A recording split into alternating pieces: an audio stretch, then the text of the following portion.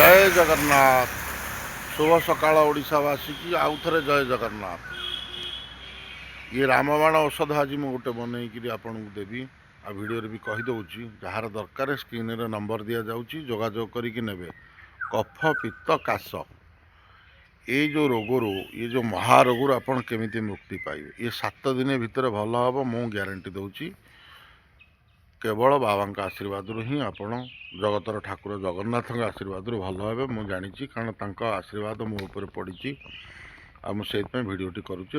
दयाकोरी screen रे number दि जाइथिबो जोगाजोग करी मते कहिबे। 7 दिन भितर ग्यारंटी भल हे। 2टी पान पत्र नेबे ताको साग परिका काटिदेवे छोट छोट तापर अदा 20 ग्राम ताको छेचिदेवे। गोलमरीच 5टा लवंग 5टा ताको भल कि छेचिदेवे। जस्ट टिके भल हलदी थिले घरे पकईदेवे। सी 1 लिटर पानी रे फुटिब फुटिक जिते अधा हम ताकू गोटे कंसा हो बा ग्लास रे छाणीदेवे। उषुम उषुम से पानी पीबे। 7 दिन सकाळु जदि आपण सेवन करेंगे कफ पित्त काश जमितिया कफ है तो 100% भल हम। मोर एतिकी बाबा ऊपर विश्वास अच्छी।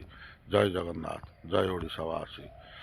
नमस्ते खुशी रे रुहंतु समस्ते। जय जगन्नाथ। ये रामबाण औषध आ संसार आठारू भल औषध केही दे पारिबेनी। जय जगन्नाथ।